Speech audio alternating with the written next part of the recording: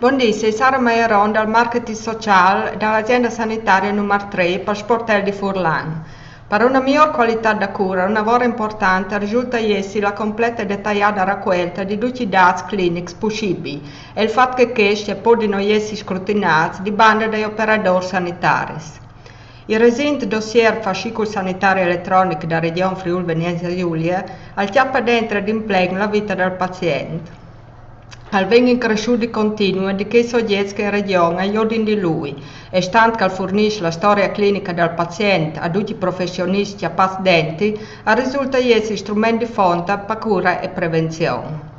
Anche il medico curante, invece di fermarsi studiando i dati che si chiatano sul sortenador, al può scrutinare tutta la storia sanitaria del suo paziente in tante aziende regionali.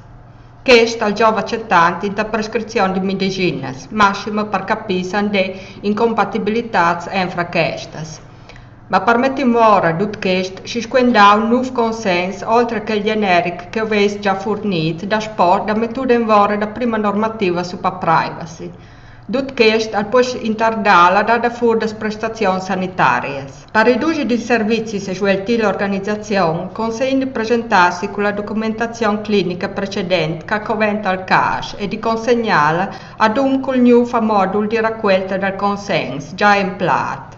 Si può schiarire al modulo dal sito www.astray.sanità.fvg.it, intersezione modulistica privacy, informativa e modulistica consens, o se no la tolilo ai dal sportello dagli ospedali di Tumiec e Glemona.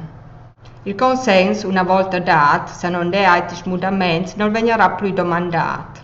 Dut caso, in qualsiasi momento, è possibile dare, fudare o mudare il consenso già fornito.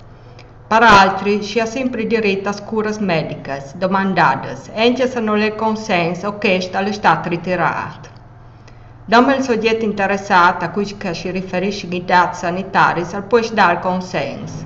Se il soggetto è minore di età o sotto tutela, il consenso sarà dato dai suoi rappresentanti legali.